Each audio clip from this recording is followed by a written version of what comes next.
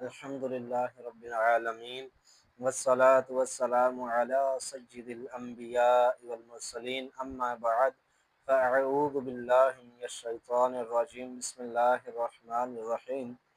ایک لفظ بولا جاتا ہے گمراہی۔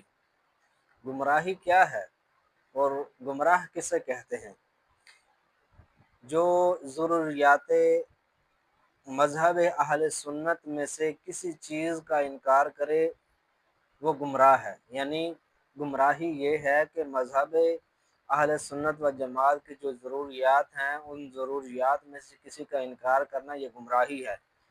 اب اس میں ایک سوال یہ آتا ہے کہ ضروریات مذہب اہل سنت کیا ہیں؟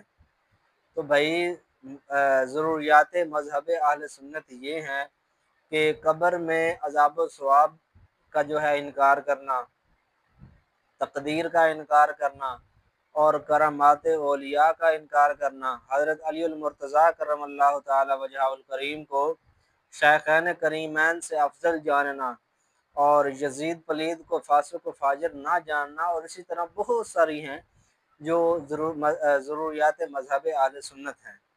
اب بد مذہب کا حکم کیا ہے؟ جو بد مذہب ہے نا وہ ایک بدترین شخص ہوتا ہے۔ یعنی مثال کے طور پر اگر وہ بد مذہب اور گمراہ شخص بظاہر وہ نمازی پرہیزی ہو، لیکن اللہ تبارک و تعالیٰ کے ہاں وہ جو اہل سنت و جماعت کا کوئی وہ شخص جو بے نمازی ہے اس سے اعلیٰ ہزار درجے جو ہے وہ برا ہے۔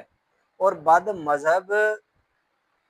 مذہب اور جو گمراہ ہے اس سے علم دین بھی حاصل کرنا جائز نہیں، جیسا کہ مسلم شریف کی حدیث پاک کے اندر ہے کہ حضور صلی اللہ تعالی علیہ وآلہ وسلم نے ارشاد فرما ان ھذا العلم دین، یہ جو علم ہے یہ دین ہے، فانظروا عما تاخذون دینکم، تو تم دیکھو کہ تم اپنا دین کس سے حاصل کر رہے ہو، ٹھیک ہے۔ اور بد مذہب کی تعظیم کرنا یہ حرام ہے، بد مذہب کی توہین کرنا یہ شریعت میں واجب ہے، اور بد مذہب کی برائی کو ظاہر کرنا شرعاً اس کا حکم ہے، امر ہے۔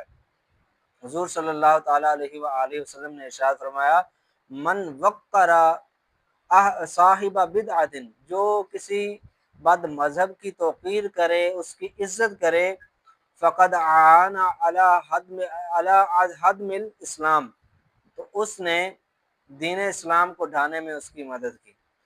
تو جو بد مذہب ہیں، گمراہ ہیں، ان سے بچنے کے لیے ہمیں علم دین حاصل کرنا چاہیے اور ضروریات